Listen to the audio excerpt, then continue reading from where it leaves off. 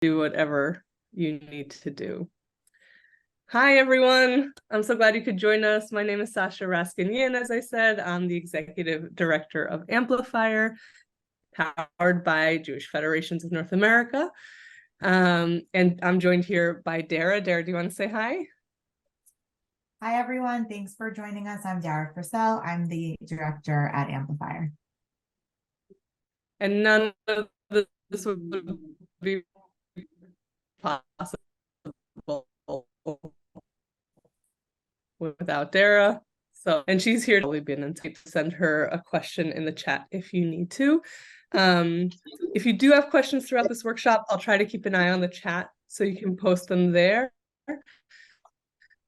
We're a relatively large group, so I'm going to say, and then if you get me a question to ask. My voice was garbled. Let me make sure. You know, my internet connection might be a bit stable. So thank you so much, Judith, for flagging that. Dara, I'm going to switch my internet, but I'm going to do that now just to make sure that we're okay for the rest of the workshop.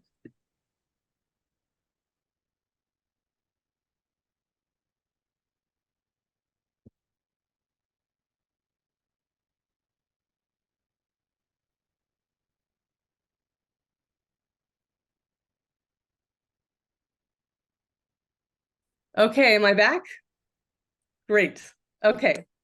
Hopefully that should improve things. I'm in an old New York City building where you need different Wi-Fi routers for different rooms. So I really appreciate you, Judith, for flagging that for me. Okay, and now we have even more people here. So I'm going to dive in. You've had a chance to read about Amplifier on the slide. We're an experiential learning lab, and you're about to see what that means in practice. So we're just going to dive right in. One of the things that I like to talk about a lot, so those of you who have been in a workshop or maybe even in a room with me before have heard me say that one of my goals, one of Amplifier's goals is to make tzedakah, or giving, as Jewish as eating challah, which means it's something we talk about at the kitchen table, we share recipes, we talk about what we like and don't like, it's easy, it's fun, it's collective, it's a family activity, right? And in some places, I feel like we're getting there, but in a lot of ways, I feel like tzedakah is really far from there, right? It's not quite universal. It can be scary to talk about. And one of the ways that I think we move there, this quote, which I think is as common as me saying this phrase, many of you have probably encountered it, speaks to that, right? So this quote comes from the Talmud, which is an ancient compilation of Jewish wisdom, mostly about the Torah.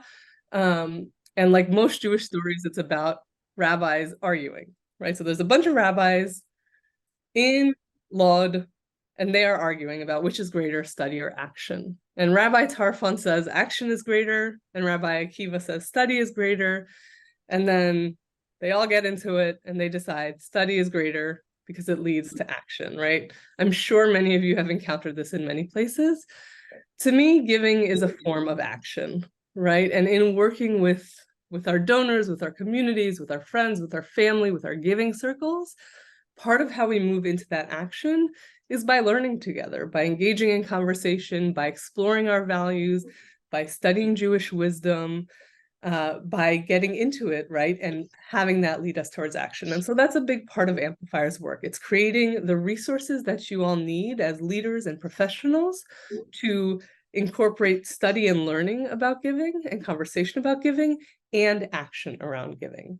So most of this workshop is going to be sharing with you tools and resources and getting really hands-on into practice around how we move from study and into action around giving.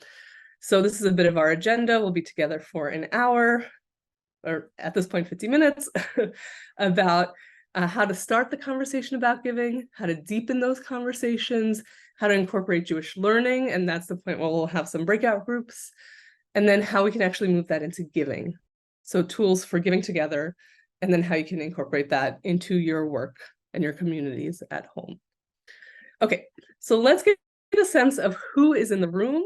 Get your typing fingers ready. I want you to put in the chat, what are you grateful for and how can you pay it forward? So think about this in like a couple words. What are you grateful for And how can you either pay it forward or create more of that in the world? I'm going to stop talking for a whole 20 seconds. I'm going to set a timer. It's going to be quiet, and I want to invite you to actually type it in the chat and hit send. Okay?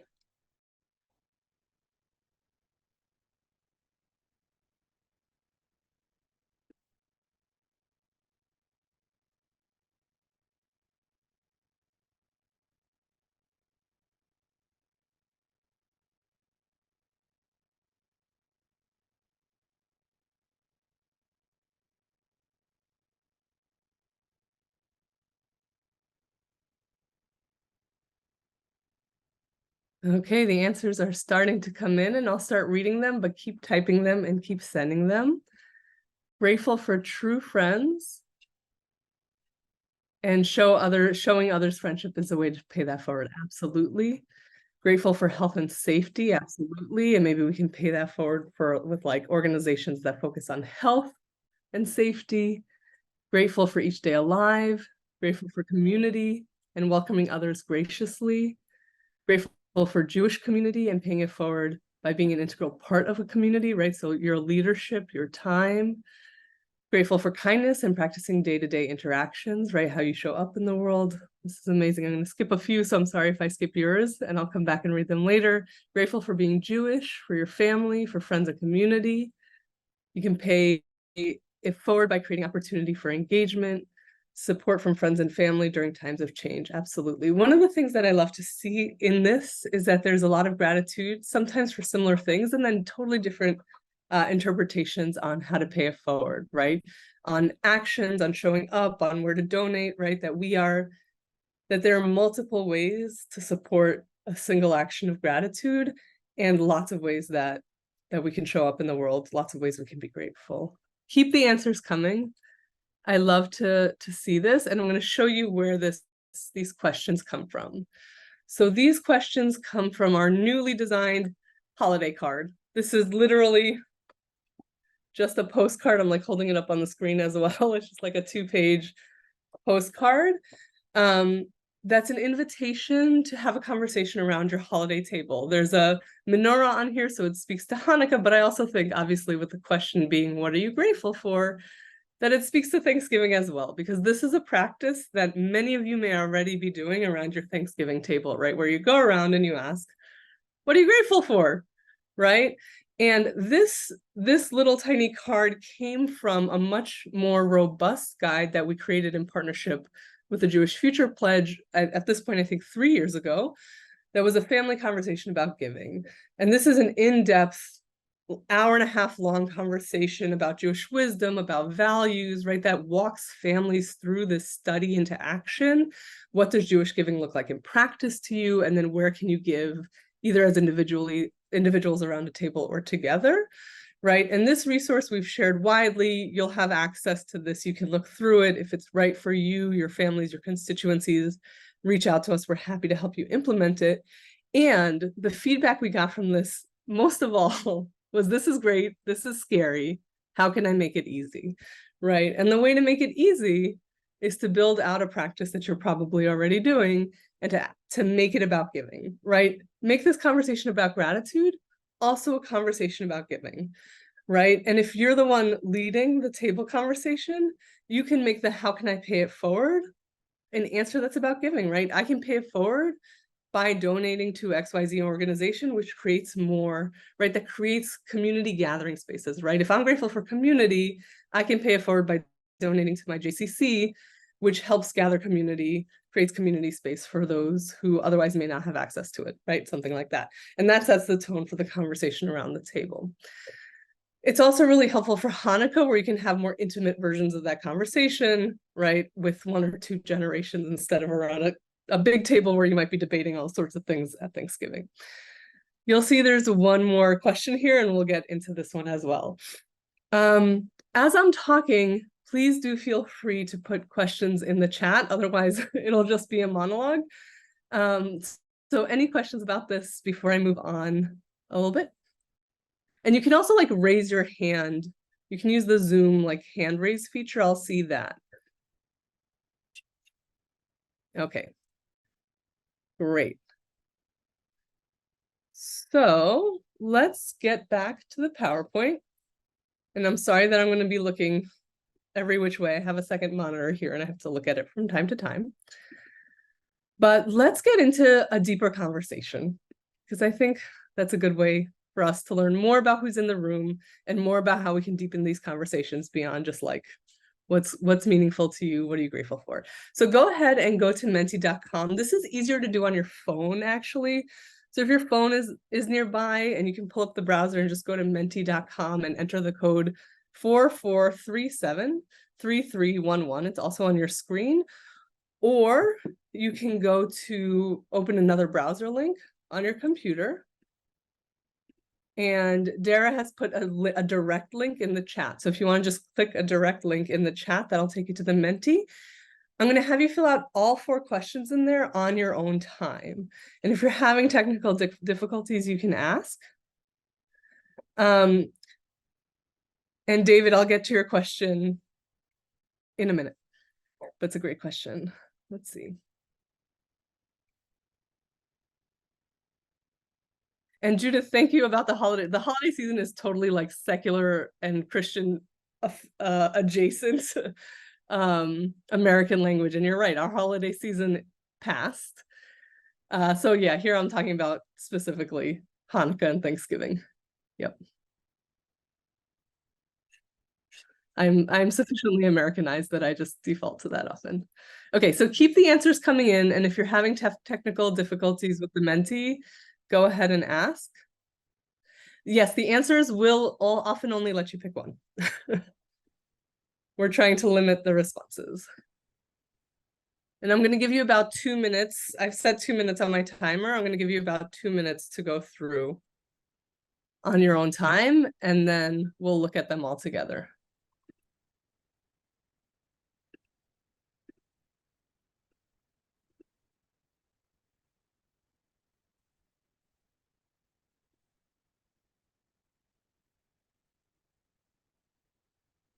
Lieb, when you say how narrow, which question is that in reference to?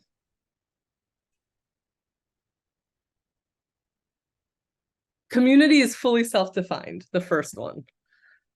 The first one is I learned about giving from.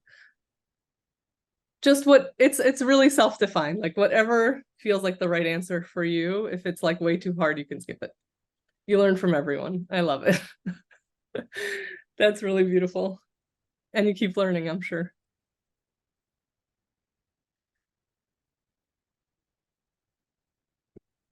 Okay, we have about 30 more seconds.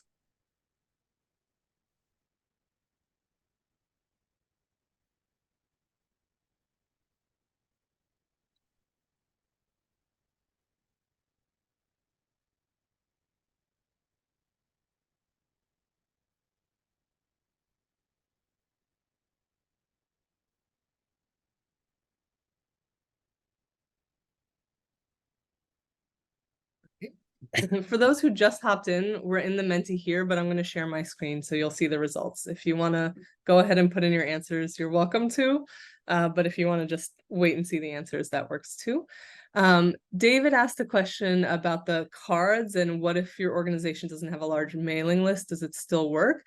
I think the cards are sort of like whatever works for you, right? If you want to print them and hand them out to people, if you have constituencies who are trying to figure out how to talk to the next generation, a prior generation, others in their midst about how they give, right? If they want to understand like what is important to their kids or their grandparents about giving, that's when it's a good place to say, I have a thing for you to do. Let me know how it goes, right? Or let me connect you to a group of people doing this and we'll see how it goes. You can just offer it widely.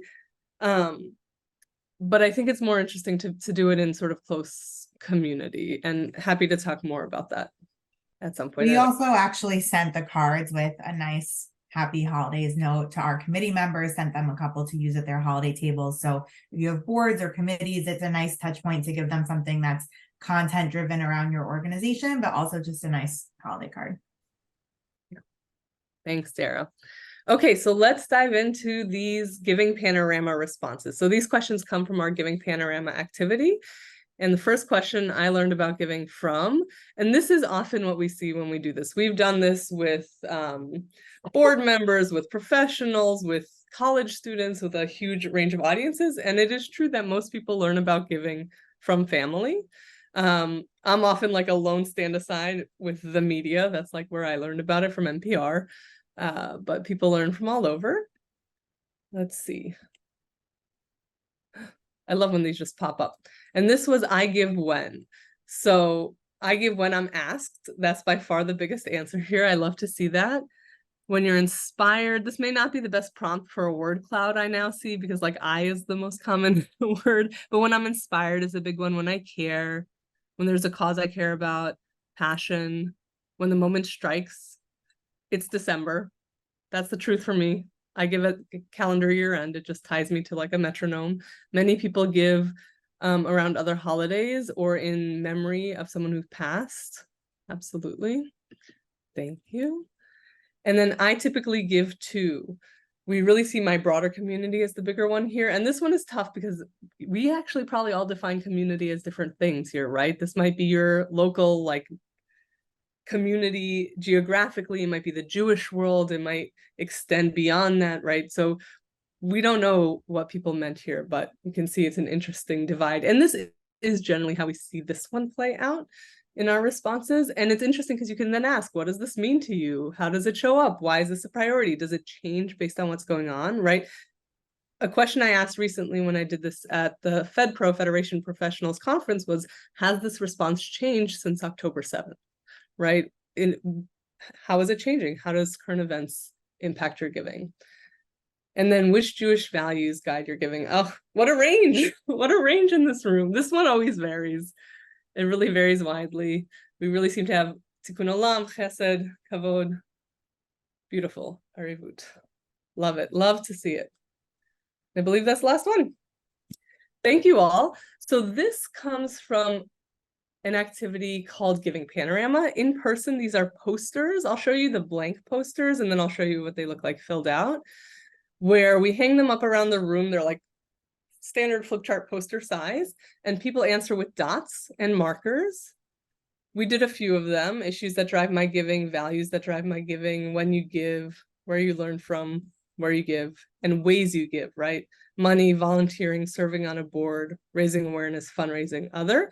So it's a really quick way to get a sense, and I'll show you what these look like filled out, to get a sense of like where the room lands, right? It's anonymous. You don't know whose sticker is where. This was at FedPro. We had about 50 people in the room, and you can tell that this is more than 50 stickers per poster. They were like very eager to get their answers up, but it's quite an interesting spread.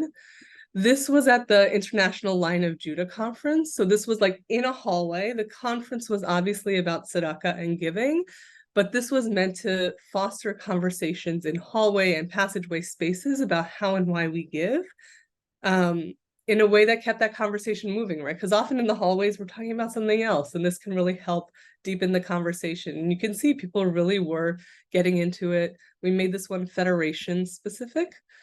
And then this was a version of the workshop I did with college students this summer, CLIP interns. This was at the International Line of Judah conference, so it was a women's conference. Yes. So this was a version I did with college students, and that's why it's a little Hamish, which is, Yiddish for a little rough around the edges, shall we say. But instead of talking about giving, because college students may not have a giving practice, with them, I talk about why they get involved with causes they care about, right? What drives them to get involved with causes they care about, and to have a bit of a future-oriented focus, right? Why might you do this in the future as well? But you can see that the answers are not so different, right? I know it's hard to see here, but like I give one, well, this one was I get angry, but I feel a strong sense of empathy. This was over the summer. There's an important issue that needs support. And it was really interesting to do it with college students and really help them think about giving as a part of their involvement with causes they care about, and a lifelong sort of practice of change work, to say this will be a piece of how you are involved as a Jewish person in the world, and you can think about it now, right, and engage with it. And so the way we do this is either part of a larger project, right, like this hallway installation to foster conversation with a panel, at an event, at a board meeting, whatever it might be, or a part of a standalone workshop for which we have a facilitation guide where it's an hour-long workshop that fosters conversation about giving, and dives into especially the values piece, right? Which value informs your giving? And often the question I like to lead with is, if we asked you to answer the question about which value do you want to inform your giving, if we ask that first, which value would you like to inform your giving? How might that change your other answers and your giving overall, right? It might not. Some people really do ground their giving in their values first, but it's a really powerful way to have people then reflect on the values piece first and to deepen the conversation. There's any number of follow-up questions you might ask and constituencies you might do this with. So it's been really exciting to see. And then you have a record, right? You have these actual posters, you have a record of how people answered, how they engaged. I will say one other way we've done this, which has been quite cool, which is to give two different constituencies different colors. So I'm trying to remember who we did this with, and I'm blanking on it now. Maybe it was like professionals and students. But you can give two constituencies different colors, and then you see how one group answers and the other group answers, different color stickers. Okay, pausing there on Giving Panorama. Any questions on this as a tool to deepen conversation, to explore? I'd love to know what questions you might add to the mix, if you want to drop that in chat as well, or follow-up questions you might ask.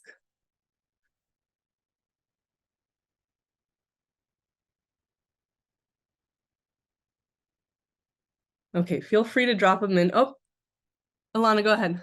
And I'm sorry, I don't know how to pronounce your name, but go ahead and let us know how to pronounce it. Perfectly. I have a question, and I know this is a great starting point, but if we have a giving circle or group of people who have done this exercise in the past, is there a way that you adapt it for the future so that they're not doing the same exercise every year, or how you get them to dig a little deeper next time they do it? Yeah, so I do really like to revisit values, right? So if you have the record of this, because one of the things that's quite interesting with Giving Panorama, since we've had groups fill it out sort of time and again, is that the answers change, right? So helping people see that it's kind of, there's this text, right, in that says you can revisit a text thousands of times and it means something different each time. So there is value in just revisiting and asking, is the value the same? Are the answers the same? Why have they changed? Why not? But I think the deepening of the values piece that's also really helpful, and we'll get to this a bit in the next piece, is to deepen the Jewish connection, right? What does it actually mean in practice for me? What does the value look like concretely? Which organizations embody that? And how is it an expression of a Jewish value specifically, right? Which wisdom is it connected to? Who did I learn it from, right? How is it, for some people, it might be interesting to explore how is it both universal and Jewish? And for some people, it might be interesting to explore how is it specifically Jewish, right? Like B'Tselem Elohim is an interesting example of this, or I mean, any value you can do this with, where there's the universal expression of the value, right? In the UN Declaration of Human Rights, there's a declaration that like all humans deserve certain basic rights, right? There's like a universal version of that. And then there's a Jewish version of that that says concretely, right, that humans are created in the image of God, that means that like there's a specific emphasis placed on not shaming people in how we talk about tzedakah, right? There's a specific emphasis placed on separating the donor and the recipient to avoid shame, right? And so you can explore that for the specific value. And then you can also help people explore how it manifests for them specifically. Where did you learn this from, right? Who taught you this? How does it look like for you? How does it embody it? So it's kind of like a long-winded answer. It's something I'm like really interested in. Obviously, Amplifier is all about the values. So thank you. And I see a couple more questions in the chat. Another potential follow-up question from Giving Panorama is, what cause do you give to the most often? And do you give to multiple causes? And another potential question, do you give loyally to the same organization each year, or do you think of your giving as a one-off activity? That's great. And that's a good way to like get into some like grant making best practices if you're working with a giving circle. And then we have a specific giving circle question. And David, maybe we'll talk about this a bit later. Okay.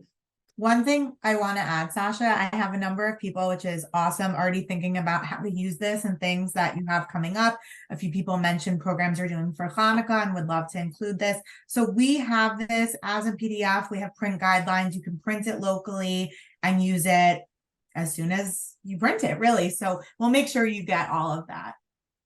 Yep. Thank you. Thanks. Okay, so let's actually dive into some Jewish learning together, because I think that's the next step in our like study into action journey. I think it's a good transition point. So this is a text from the Shulchan Aruch, which is among the most widely consulted halachic texts. Halacha is Jewish law. This is from the Ashkenazi halacha, which is Eastern European Jews who sort of moved through Eastern Europe, and it was compiled in the 16th century. And this states the amount one should give to tzedakah, if one can afford it, is enough that to answer all the needs of the poor people. But if one cannot afford it that much, then one should give sorry, I'm reading a much smaller version, which is silly. If one cannot afford it, then one should give up to 1/5 of one's possession, which is doing the mitzvah, which is a good deed, or a requirement, an obligation, in an exceptional fashion. 1/10 is an average percentage, and less is considered miserly, and one should not give away more than 1/5, lest he or she ultimately become dependent on others. Right? So this, you might read this and you're like, aha, clear, or you might read this and be like, that is very unclear, right? You might have different responses to this. Many of you may have encountered it before.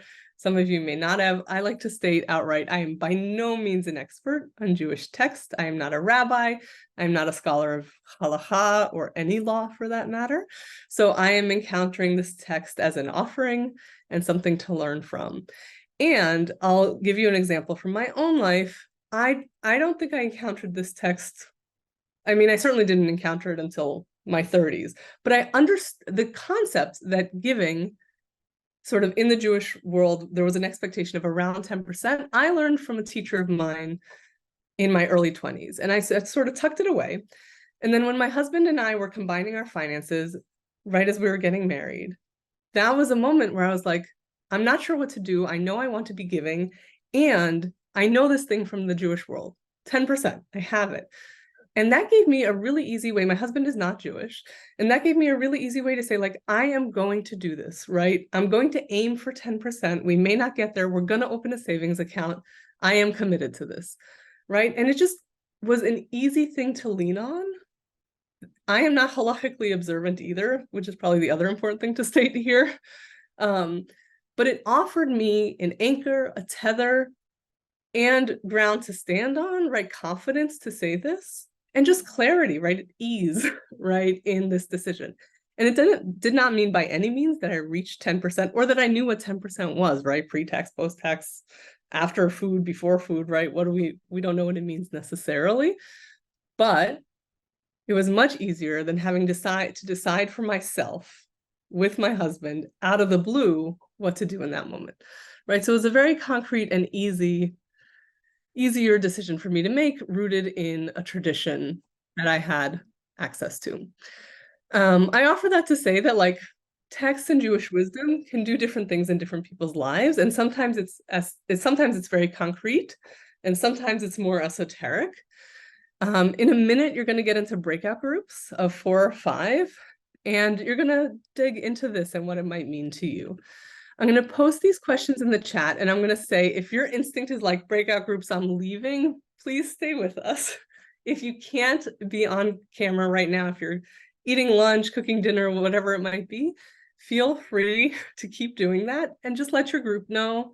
If you need to type in the chat, that's why these are fairly large groups. So like if there's no way you can join your group, it's not the end of the world. We're going to be in our groups for 8 minutes. And I'm going to post the prompts in the chat first. So you're going to go around. You're going to introduce yourself. You can reread the text. It's here in the chat. And I believe Zoom has fixed that issue where you lose the chat when you go into breakouts. So you should still have this. And then you can discuss, what does this text mean? What insight does it offer about giving? And how Jewish texts such as this one, or the first one we talked about, Study to Action, deepen conversations about giving. And I know that for a lot of Jewish professionals, especially at Federation, text can be like a touchy issue. So I invite you to get into that as well, right? If you're like, we don't touch text, get into it, right? If you're like, actually, we use it all the time, get into that as well. Any questions before Zoom whisks you into your breakout groups?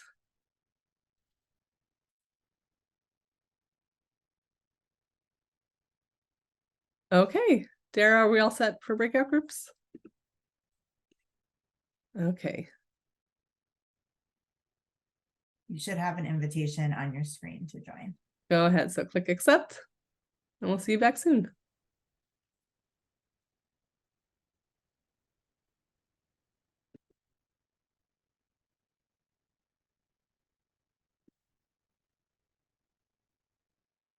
So you should see somewhere on your screen an invitation to join a breakout room.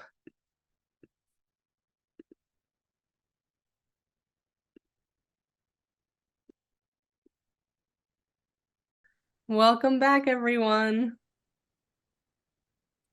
Welcome back. I hope you had interesting conversations in your rooms. We're not going to get a chance to do a full group debrief, but I would love for you in the chat to put any takeaways about how Jewish texts might deepen conversations about giving for your constituencies. So I would really love to hear back, but we don't have the time. So just in the chat, if you can put any takeaways from your group, for yourself, about how text specifically, or wisdom, like Jewish learning in general, might deepen conversations about giving for your communities, your constituencies, the people you work with. And I'm going to move us with that across our journey into action, into actual giving together, which is a big piece of what Amplifier does. And I'm going to also try to read some of these answers as they come in, actually. Could use this text to help folks start with thinking about what's their individual capacity. Absolutely. Broaden awareness across generations, Jewish texts and values and giving as a tool in our toolboxes. And we do have a resource that we'll share with you as well, which is a collected Jewish texts about giving, which is a good place to start looking for texts. And then you can always use that, the internet Safaria, to find additional texts about very Yiddish. I love it. Judith, I love the Yiddish. Don't necessarily work if the group isn't used to using Jewish text as a start for any conversation. Absolutely. Text can feel scary. The way I introduced text study, like I said, to my husband, who's not Jewish, we were in a room, we were doing some text study in a Jewish space, and I was like, it's like high school English. You just tear the words apart, right? You're like, why is this word here? What did they mean? Right? Just tear it apart. I did not grow up doing text study at all, and so I was always sort of eager to dive in, and it is curious to see, right, how scary it can feel or challenging it can feel, and acknowledging that also goes a long way. But y'all know your constituencies, and you know if it's not right. Right. So thank you for this.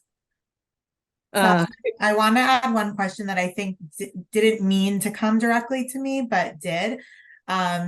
And thank you for the question, David. David mentioned that they were exploring the idea of 10% and would saying 10% limit people in what they give. My personal response is it's really a floor in the context. I think it's that this is the minimum that you should be giving. I think if someone's already giving more than that, they're probably not going to cut back because the text says so. But it's a really interesting conversation to have with people as well, is what is the amount that they feel is appropriate for their giving and why? I mean, and that's actually one of the reasons I like this text, is that it says, if you can afford it, you should give to meet all the suffering in the world, right? So which, I mean, if any of us could afford, right? So it's an interesting, and then it's sort of in contrast to, but no one should give more than 20%, right? At the end there, it's an interesting thing. Okay, but let's take us into giving circle. So I would like, yes, even Mackenzie Scott can't afford that. Absolutely. Okay, so let's dive into giving. So many of you who have known Amplifier for years know that a big piece of Amplifier's work is giving circles right? And giving circles are any group of people with shared values who pool their funds and decide together where to give. And that can look like a book club that gives money as well, to the Natan Fund, which is a 501c3 in New York that gives out grants annually. It's its own organization, but it decides collectively where the money goes. I am sure there are plenty of giving circles in the room, so I would love for a few of you, like maybe 3 of you, to share about your giving circles in like 2 sentences. What is your giving circle? Who's in it? And where do you give? Right? If like the 2-sentence mission or something like that. Can I have like a few people unmute and share?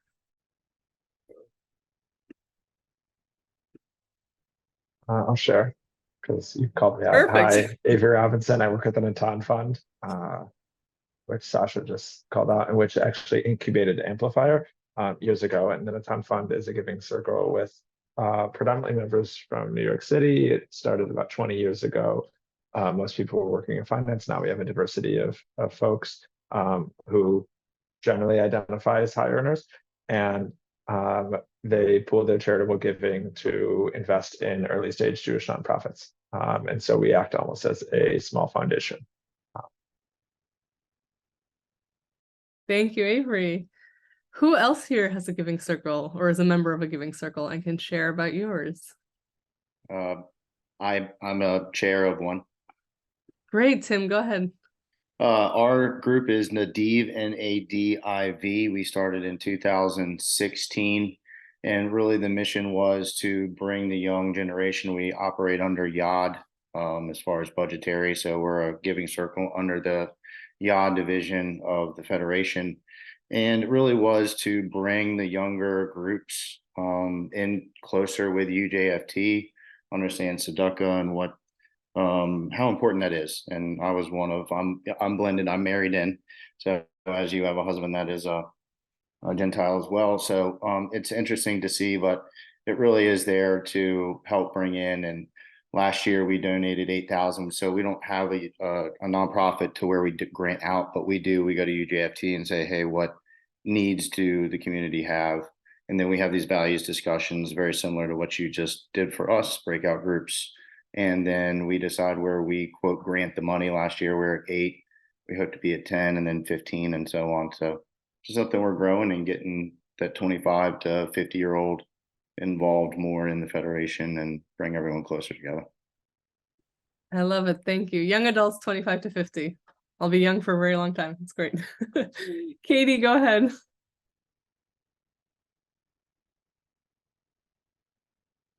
Katie, did we lose you? Yeah. Nope, I'm here. Sorry. Similar to Tim, in Pittsburgh, we have a giving circle out of our young adult division that we use as an engagement tool. It was actually started by some members of our National Young Leadership Cabinet group about 10 years ago now. And it was sort of their I would say it started sort of as a pet project in a way, but has really become, I would say, a staple of a staple project of our young adult division as a way of cultivating young leaders. Our target audience is more I would say, late 30s to mid 40s ish, mid 30s to mid 40s, in a way of trying to engage young adults and bring them in and educate them about the Federation system. And we collect RFPs from all over the community and give out grants. I think up to anywhere from, it was $5,000, and there are people on this call that will, I'm sure, correct me when I'm wrong, but I think it's up to about $10,000 now. So they're smaller grants, correct. really just. Thank you, Jenna. But they're smaller grants really as a way of sort of pushing projects forward that otherwise wouldn't get moving, and engaging people that otherwise wouldn't be engaged in the community at all. Amazing. Thank you all so much for sharing. I'm sure there's others in the room, and so I invite you in chat to share about your giving circles if there are more here. And I'm going to quickly zip through a bit more about giving circles. So like I said, Amplifier has long existed to grow giving circles, and we were incubated by Natan, as Avery said. And so we're really here to help consult and grow giving circles. And they can take any form, right? They're a really great fit for engaging constituencies that need a little bit more work to engage, right? High priority under-engaged groups like the LGBTQ community, Jews of color, Gen Z, empty nesters, right? Young leaders developing a leadership pipeline. They're really fantastic relationship building, educational tools, and leadership building tools, because while you are making grant making decisions together as a group, you are learning consensus building, grant making, philanthropic awareness, right? You're learning about the organization you're involved with, you're learning about the Jewish philanthropic landscape, how to communicate with others, right? It's a really key and fantastic tool. And we also see it as a way to educate about the organization and how far funds can go, right? So day schools often use it with parents, grandparents, to educate that like tuition doesn't cover all of our needs, for example, right? And here's some other projects that we can fund, right? So it's entirely up to the organization, how it's designed, where the money goes, who's involved, how often it meets, right? Are the grant options all internal, right, to projects of the day school as presented by teachers, or are they all external, right? It's a giving circle that funds local poverty-related issues in a certain area, right? Often there's an included minimum donation to the organization, especially at federations, right, where there's a requirement that somebody already be giving at a certain level, and then the giving circle allows a bump up to that giving as well. And it shows sort of a commitment to the giving circle community's growth and engagement. Mostly I say all this, and please do put your questions in chat because it's complicated, to say that we are here to help you design and figure out your giving circle if you want to. And we have a lot of resources to that end. And we are launching a new one that should make this process quite a bit easier for organizations where you're like, this is a lot of work. It's a lot of staff capacity to figure out, to recruit, to maintain, to run, to do requests for proposals for our giving circles, and a whole separate grant making process. So this year we're launching something called Giving Circle in a Box. I would show it to you, but it's not quite ready yet. So it's really a hot off the presses thing. Victoria, great question about capacity building. We have consulting that we can help with, right? So we're here for free to help you figure out how to work on this. And we're a small team. It's just Dara and myself. So especially if you're at a federation, we're able to do a lot of consulting for free, but beyond that, there's like limited capacity, and we can talk, right? All of it's an open question, basically. But the Giving Circle in a Box is a toolkit that's for giving circle meetings, a giving circle that is 4 meetings long. And it includes facilitation guides, email templates, recruitment suggestions and ideas, all the questions you need to ask to design your giving circle, right? So it's really an off-the-shelf giving circle to reduce the staffing requirements on organizations that would like to run giving circles. And we are going to be offering this once it launches, likely in the spring, with an incubator model. And that model will include, it says federations here because I last presented this to federations, but it's not at all limited to federations. It's to any Jewish organization, which will receive support from Amplifier to recruit for your local giving circle. So we are recruiting that now, and Dara will send that link in the follow-up email. So if you're interested in starting a giving circle, if a lighter lift giving circle feels like the right fit for you, talk to us. We can help you run your giving circle, especially if spring is like the right timeline for you. Well, where we will work with a staff or professional to help you design, plan, recruit, and then together with a handful of other organizations, you'll run your giving circles concurrently, along with train the trainers from Amplifier, such that you have a built-in community to ensure the success of your giving circle. I think that was a lot at once, so please do ask your questions if you have them. And Dara, feel free to add if I'm missing anything on Giving Circle in a Box, and then I'll zip us into pop-ups before we close. Nope. Okay. So the other thing that we have resources on are one-off Giving Circle events, and those are pop-up giving circles. That's what we call them. DC has an annual pop-up giving circle called Night of Flash Philanthropy, which they just did a few weeks ago, which I heard was incredible. They do theirs with young adults, but this is a one-off Giving Circle event. So it's usually around 90 minutes. The grant money often comes from a ticket price and a match from a donor. And so it's a little less complicated, like if you have to figure out what is the annual campaign, is there a contribution, right? It's a little more straightforward. And it's a great way to like test a Giving Circle model, see if there's engagement from a demographic, do a fun event that feels a little different from like a casino night or something. And it's a great way to really engage on a topic of interest. So right now we've created an addendum on Israel for our pop-up guide. It's right here. So we have a facilitation guide for a pop-up Giving Circle, and we've created a pop-up addendum that you can use to create a pop-up Giving Circle focused on the war in Israel right now. And that can be a good way to engage people who have friends who want to give or aren't sure how to give, or to engage folks who have given once but want to be in community in doing so, right? To combat isolation. Dara, anything to add? I think you really covered it. Great. Okay. So I was like really zipping through there. If I missed anything, please add questions in chat. Before you leave, Dara's going to drop a link to the evaluation in the chat. Please fill out an evaluation. And I want you, as you're leaving, to consider who you can engage and what type of engagement is the right fit for you in your organizations, right? Hopefully this is something you've been thinking the whole time, but right, who are the constituencies who really are on this journey from study to action in their giving? What is the right point at which to grab them along their journey from study to action? And what kind of engagement, what kind of questions, what kind of giving experience is right for them, right? It's a really transformative way to help connect people to your organization, connect people to Jewish values, and connect people to giving as a lifelong expression of their Jewish values, right? To me, such a powerful thing about tzedakah, about giving, is that it is an expression and a connection to our Jewish values in practice, in action, and that makes it more powerful over time as we give, right? It's not a one-off act. It's not just the thing I'm doing right now because somebody asked, because somebody gave. It's also a connection to my tradition, right? To something that my people have been doing for thousands of years, and that is a source of meaning as well. So if you want to put that in chat, put that in chat. Please do fill out the evaluation, and don't be a stranger. Reach out to us whenever you have any questions and see how we can help.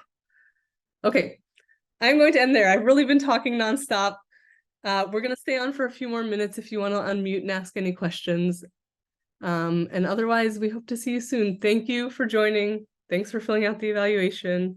Thanks for being a friend to Amplifier and for all your work in this moment in the Jewish world. Really appreciate it.